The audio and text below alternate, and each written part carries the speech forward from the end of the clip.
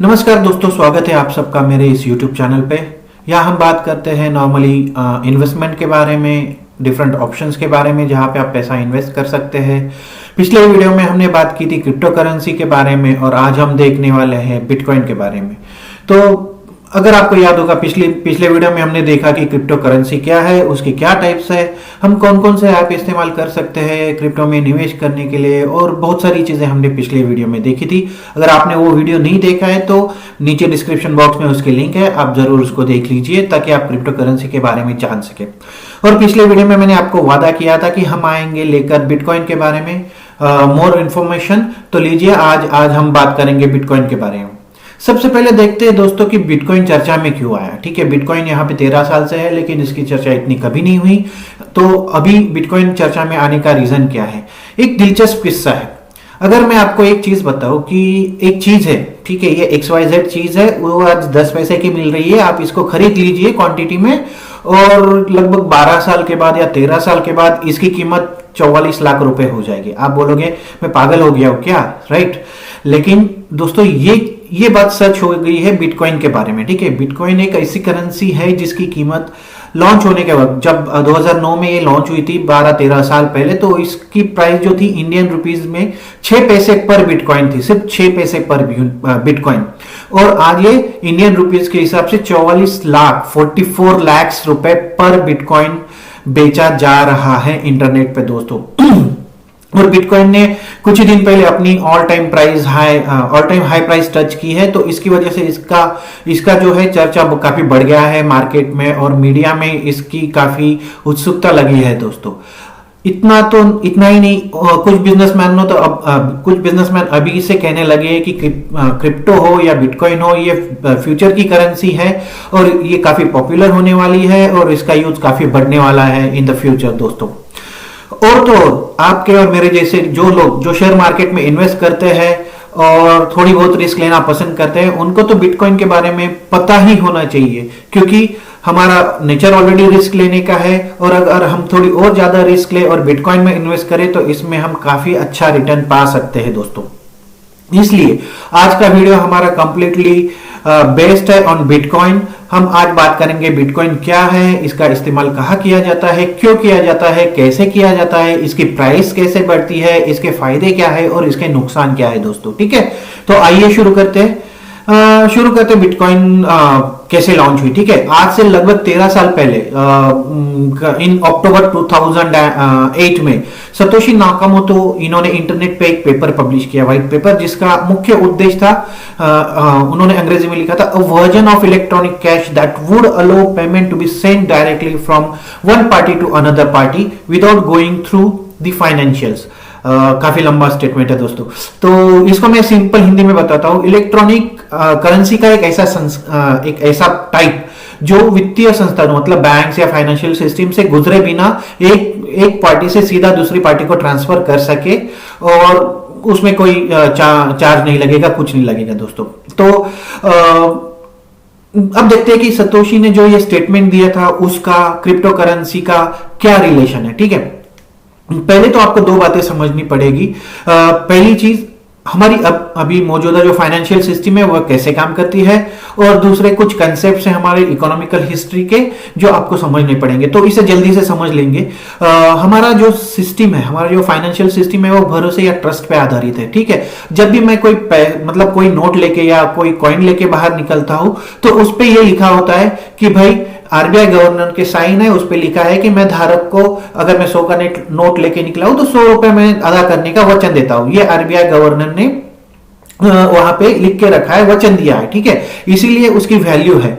और ये हमारी जो नोट है वो गवर्नमेंट और सेंट्रल बैंक के द्वारा ये सपोर्टेड है। राइट। अगर मैं वो नोट किसी के पास लेकर जाऊं, ठीक है, उसके साथ मैं वो गारंटी भी लेके जाता हूं कि अगर मैं ये नोट आपको दे रहा हूं तो आपको मैं सिर्फ कागज का टुकड़ा नहीं दे रहा हूं, इसके साथ गारंटी है कि गवर्नमेंट आपको इतना पैसा देगी। ठीक है, अगर वो गारंटी वहां पे नहीं है, अगर वो साइन वहां पे नहीं है, तो वो सिर्फ कागज का टुकड़ा बन जाएगा। ठीक है, इसका मीनिंग है पैसा भले ही आपका हो, लेकिन जब तक उस पर सरकार की मुहर नहीं है तब तक उसकी कोई कीमत नहीं है।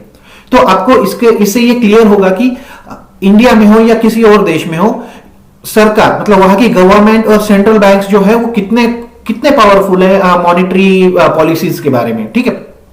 अब आपको लगेगा कि जब सब कुछ ठीक से चल रहा है, गवर्नमेंट उसको मॉनिटर कर रही है, सब कुछ ठीक से चल रहा है, तो बिटकॉइन की जरूरत क्या है। अब बिटकॉइन की जरूरत क्या है, इसके लिए दो चीजें हम देख सकते हैं दोस्तों। पहली बात, जब आप अपना पैसा बैंक में रखते हो या डिपॉजिट करते हो, ठीक है, तो एक तरह से आप सीधे बैंक को अथॉरिटी देते हो कि वो आपके पैसे के साथ खेल सकती है, उसको कहीं इन्वेस्ट करे, किसी को लोन दे या कुछ भी करे, ठीक है। और बैंक इन्हीं डिपॉजिट के साथ, आपके पैसों के साथ इंडिविजुअल को या कंपनीज को या बड़े बड़े बिजनेसमैन को लोन देती है और वही इंटरेस्ट कमाती है और हमें इंटरेस्ट देती है। लेकिन बैंक में हमारा पैसा सुरक्षित है? देखते हैं। हाल ही में हमने देखा है कि बैंक अब हमारे पैसे को, सेविंग और डिपॉजिट के पैसे को अक्सर गैर जिम्मेदार तरीके से इस्तेमाल करते हैं। ऐसा कितनी बार देखा गया है कि बड़े बड़े उद्योगपतियों को बैंक ने बिना वेरीफाई किए लोन दिया और वो लोन जल्दी से बैड डेबिट से या एनपीए में चेंज हो गया दोस्तों, राइट। और इसका शिकार कौन बना? आप, मैं, हमारे जैसे जमा करता, क्योंकि ये हमारा ही पैसा है जो वो बिजनेसमैन को बिना रिटर्न किए, मतलब बिना वेरीफाई किए देते हैं और बिजनेसमैन उसको लौटा नहीं पाते हैं और फिर बिना लौटाए या तो जेल में चले गए या विदेश भाग गए दोस्तों। नुकसान किसका हुआ? आपका, मेरा, हम जैसे जमा करता होगा, है ना। दूसरी बात मैं बताना चाहूंगा कि 8 नवंबर 2016 का दिन याद कीजिए, जब गवर्नमेंट ने एक झटके में 500 और 1000 के नोट बंद कर दिए थे, डिमोनेटाइजेशन कर दिया था। ये अच्छा हुआ बुरा हुआ हमें इस सब्जेक्ट में नहीं पढ़ना है दोस्तों, लेकिन इस निर्णय के और इस डिसीजन की वजह से हमको काफी परेशानी झेलनी पड़ी थी, राइट। हमारे अकाउंट में पैसा था, हमारा पैसा था, लेकिन हमें उसके लिए लाइन लगा के घंटों खड़े रह के वो पैसा निकालने के लिए मतलब वो मुश्किल हुई थी, राइट, परेशानी हुई थी। तो ये दो रीजन है बिटकॉइन के तरफ लोग मुड़ रहे हैं दोस्तों। जो लोग बिटकॉइन और क्रिप्टो करेंसी के फेवर में हैं, वो नहीं चाहते कि गवर्नमेंट के पास हमारे पैसे का इतना ज्यादा कंट्रोल हो, ठीक है। अब समझ में आया आपको कि सतोशी नाकामोटो ने बिटकॉइन को मतलब बिटकॉइन को क्यों लिया था, राइट। उन्होंने बिटकॉइन को एक अल्टरनेटिव फाइनेंशियल सिस्टम जैसे इमेजिन किया था, जो सॉफ्टवेयर टेक्नोलॉजी पे आधारित होगी, क्रिप्टोग्राफी पे आधारित होगी और थर्ड पार्टी कंट्रोल से बाहर होगी। काफी दूर की सोची थी सतोशी के पास। अब आप समझ रहे हो कि बिटकॉइन या क्रिप्टो करेंसी की क्या जरूरत है और इसे भविष्य की करेंसी क्यों कहा जा रहा है। अब जब आप बिटकॉइन के बारे में या उसके फेवर में सोच रहे हो, तो चलो जल्दी से देखते हैं कि बिटकॉइन क्या है। क्रिप्टो करेंसी, बिटकॉइन एक क्रिप्टो करेंसी है और क्रिप्टो करेंसी वर्चुअल करेंसी है। तो बिटकॉइन भी एक वर्चुअल करेंसी है दोस्तों, क्योंकि ये बाकी करेंसी के जैसे आप ना ही इसे देख सकते हो, ना ही छू सकते हो, ना ही उसका यूज फिजिकली कर सकते हो, ठीक है। इसे आप डिजिटल करेंसी भी कह सकते हैं, क्योंकि ये डिजिटल वॉलेट में ही रखी जाती है और डिजिटल तरीके से ही इसका उपयोग कर सकते हैं। अब हम इसका इस्तेमाल पैसे की तरह लेन देन में कर सकते हैं, राइट। बिटकॉइन को हम सिर्फ ऑनलाइन वॉलेट में ही स्टोर कर सकते हैं और ये सबसे इंपॉर्टेंट, ये एक डिसेंट्रलाइज्ड करेंसी है, मतलब इसको कंट्रोल करने के लिए कोई बैंक या गवर्नमेंट के पास इसको कंट्रोल करने की अथॉरिटी नहीं है दोस्तों। एक एग्जांपल, जैसे इंटरनेट आप यूज करते हो, राइट। इंटरनेट का कोई मालिक नहीं है, ये फ्री है, लेकिन वैसे ही बिटकॉइन का भी है। बिटकॉइन फ्री है और हर कोई इसको इस्तेमाल कर सकता है, लेकिन इसका कोई मालिक नहीं है, इसका कोई अथॉरिटी नहीं है, ठीक है। आज के समय बिटकॉइन दुनिया की सबसे महंगी करेंसी बन चुकी है। अब देखते हैं कि बिटकॉइन का इस्तेमाल जो है वो कहां और कैसे और क्यों किया जाता है। जैसे मैंने पहले बताया, बिटकॉइन से आप भौतिक रूप से चीजों की खरीदारी नहीं कर सकते। आप अगर लेके, मतलब आप बोलोगे ये एक बिटकॉइन है सर, ये ले लीजिए और मुझे कोई चीज दे दीजिए, ऐसा नहीं होता है। इसका यूज सिर्फ ऑनलाइन किया जा सकता है, या तो आप इसको अपनी करेंसी में चेंज करके उसको अपने बैंक अकाउंट में ट्रांसफर कर लीजिए। ऐसे ही बिटकॉइन का यूज कर सकते हैं।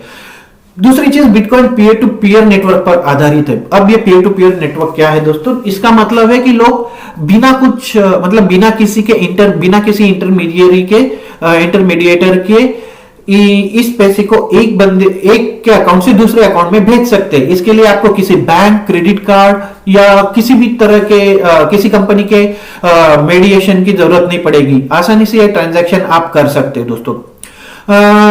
आजकल हमने देखा है कि आम तौर पर जब आप क्रेडिट कार्ड या डेबिट कार्ड से भुगतान करते हो तो आपको 2 से 3% का लेन देन शुल्क लगाया जाता है, वो चार्जेस होते हैं उनके, ठीक है। लेकिन बिटकॉइन में ऐसा कुछ भी नहीं है। बिटकॉइन का लेन देन कोई अतिरिक्त शुल्क के बिना ही आप कर सकते हैं। इस वजह से भी बिटकॉइन की लोकप्रियता बढ़ती जा रही है। और मेन चीज, ये सुरक्षित है, तेज भी है। यहां से आपने बटन दबाया, उधर जाके सामने वाले के अकाउंट में ये पैसा डिपॉजिट हो गया या बिटकॉइन डिपॉजिट हो गया। इसीलिए आज बहुत से लोग, जैसे ऑनलाइन डेवलपर है, एंटरप्रेन्योर है, नॉन प्रॉफिट ऑर्गेनाइजेशन है, ये सब लोग बिटकॉइन का ज्यादा से ज्यादा यूज कर रहे हैं दोस्तों। और main again one more thing, ये ग्लोबली एक्सेप्टेड है। ऐसा नहीं है कि आप इंडियन रुपीज लेके आए हो और अगर आप यूके में जा रहे हो तो इंडियन रुपीज वहां पे चलने नहीं वाला है दोस्तों, वहां पे आपको पाउंड में ही पैसा देना पड़ेगा। लेकिन बिटकॉइन आप सारी दुनिया में कहीं पे भी दे सकते हो, ठीक है। नेक्स्ट टॉपिक अब हम देखते हैं कि बिटकॉइन की प्राइस बढ़ती कैसे है। ये पूरा खेल चलता है दोस्तों डिमांड और सप्लाई के फॉर्मूले पे। जैसे डिमांड बढ़ती है इसका प्राइस बढ़ता है, जैसे डिमांड कम होती जाती है इसका प्राइस भी कम हो जाता है। अब आप बोलोगे कि भाई अगर डिमांड ज्यादा है तो इसको ज्यादा प्रोड्यूस किया जाएगा, नहीं, ऐसा नहीं है दोस्तों।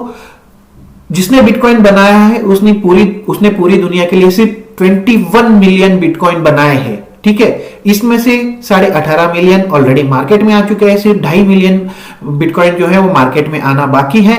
लेकिन इसका मतलब है कि बिटकॉइन की जो नंबर ऑफ बिटकॉइंस है वो लिमिट है, और जो खरीदार या परचेसर है, जो इंटरेस्टेड है, वो अनलिमिटेड है। इसलिए इसकी जो डिमांड है वो बढ़ती जाएगी, लेकिन सप्लाई तो उतनी की उतनी रहेगी।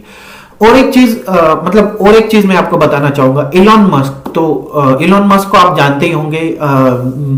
तो जब उन्होंने अपना बहुत सारा पैसा क्रिप्टो करेंसी में इन्वेस्ट करना स्टार्ट किया, जब लोगों ने देखा कि इलॉन मस्क जैसा आदमी, जैसा इतना बड़ा बिजनेसमैन क्रिप्टो करेंसी में इन्वेस्ट कर रहा है, तो लोगों को लगा कि जरूर इसमें कुछ तो फायदा है, और लोगों ने क्रिप्टो करेंसीज में या बिटकॉइन में पैसा डालना शुरू कर दिया। ये डिमांड इतनी बढ़ गई दोस्तों कि बिटकॉइन ने अपना ऑल टाइम हाई प्राइस छू लिया। डिमांड बढ़ गई, सप्लाई उतना ही है, तो ऑब्वियसली इसके प्राइस बढ़ने लगी। इसके बाद जब इलॉन मस्क ने बोल दिया कि ठीक है मैं इन्वेस्ट तो कर रहा हूं, लेकिन मैं इसको लीगल टेंडर या फिर किसी नोट के बदले में मैं इसको एक्सेप्ट नहीं करूंगा। यह खबर सुनते ही मार्केट में फिर से हड़कंप मच गया, और बिटकॉइन की प्राइस, सब लोग बिटकॉइन सेल करने लगे कि अब तो बिटकॉइन का भविष्य नहीं है, कुछ नहीं है, ऐसा है वैसा है। और इससे बिटकॉइन का रेट भी जो है वो कम हो गया। तो जैसे ही ये खबर आई, ऑलमोस्ट 30 to 35% बिटकॉइन का रेट गिर गया दोस्तों।